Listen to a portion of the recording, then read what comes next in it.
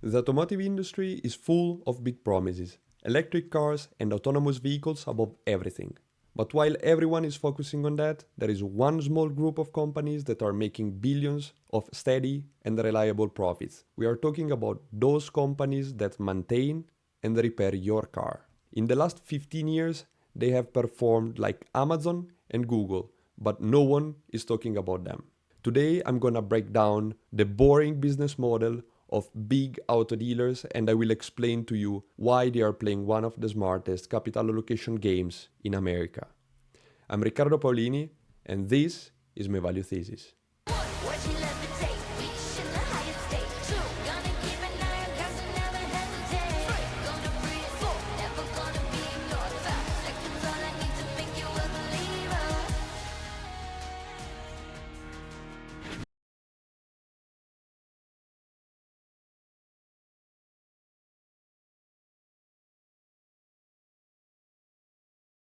My thesis is simple. We'll need cars for a long time, and no, I don't think robotaxis are coming anytime soon, but even if they start rolling out over the next decade, people will still rely on their cars, especially to get around outside the city.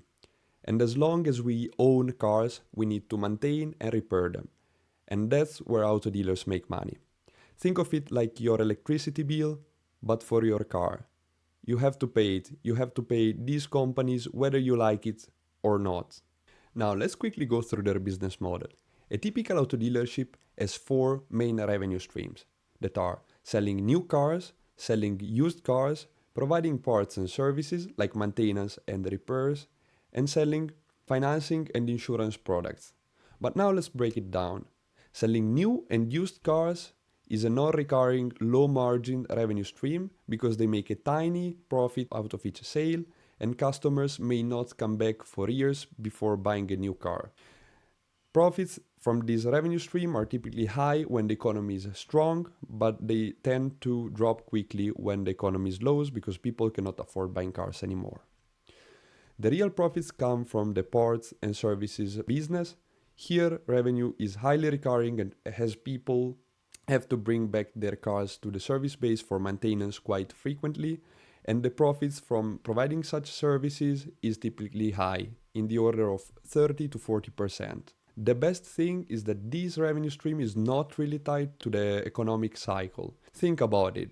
In recessions, when people delay buying a new car, the fleet becomes older, and older vehicles require more maintenance and repairs. The service base stays full, keeping profits strong. And also the financing and insurance segment is very profitable as they basically sell third-party products like the auto loan from the bank or the warranty from the manufacturer, and they are getting a fee for selling such product.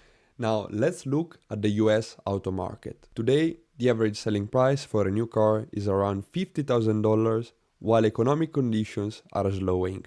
Many consumers cannot afford such high prices, and they are turning to used cars under $10,000. According to S&P, and here I quote, "The aging US vehicle fleet represents a substantial opportunity. A wave of service demand is expected to hit repair shops, parts suppliers, and service providers across the country. New and used vehicle prices remain high, encouraging owners to keep their cars longer and invest in upkeep rather than replacement."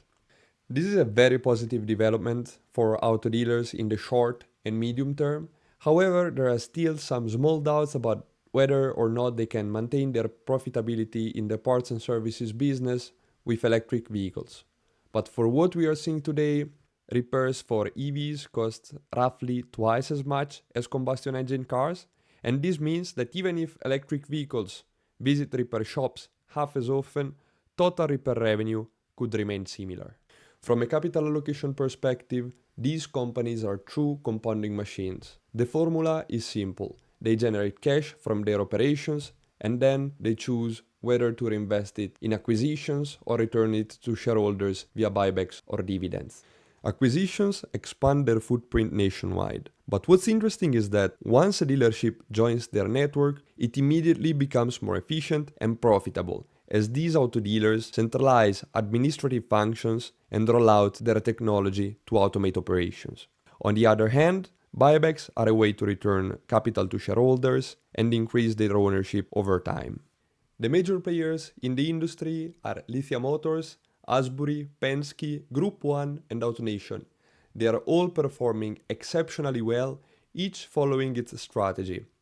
Lithia Motors and Asbury are targeting rapid growth through acquisitions. On the other end of the spectrum, we have AutoNation, which is all in on buybacks, and following a more balanced approach, Group 1 and Penske are growing through acquisitions when opportunities exist and returning cash to shareholders via buybacks and dividends otherwise. And get this, the biggest company in the space, Lithia, owns only around 1.5% of the US auto retail market. That shows how much more room there is to grow.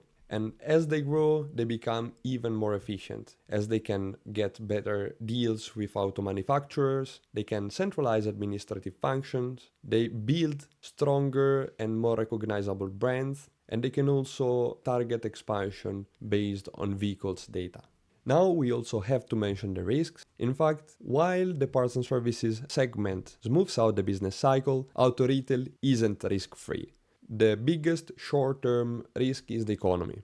We are already seeing signs of this in the US. As consumer confidence drops and the job market weakens, cars sales are slowing and inventory risk is rising. There is also some pressure from automakers. In fact, for years they tried to capture more of the auto dealership margin, often through direct-to-consumer models like Tesla. But despite these headwinds, big auto dealers have a powerful advantage, which is customer trust. They've earned it through consistent service quality, transparent pricing, and the level of customer care that smaller shops struggle to match. That for me is a huge moat and will keep them in this business for a long time. So, to sum it up, big auto dealers aren't chasing hype or speculative growth, they are just compounding their cash flows, optimizing operations, and buying back their stock. And all of this while the market seriously underestimates how durable their business really is. They are currently trading at 8 to 10 times earnings and generating double-digit returns on equity.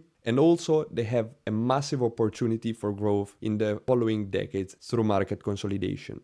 It's a predictable, capital-efficient, and underappreciated business. That's why I plan to hold about 10% of the position in the sector in my portfolio, and I will do so by owning the two companies that I believe have the best management, that are Lithia Motors and Asbury. And here's why I consider this investment as a buy and hold investment. Because their scale is a huge moat. In fact, smaller dealerships simply cannot compete in terms of pricing and customer experience. There is massive room for growth, and their management excels at capital allocation. If you want to support the channel, please like the video and subscribe. It really helps me in bringing more content like this video.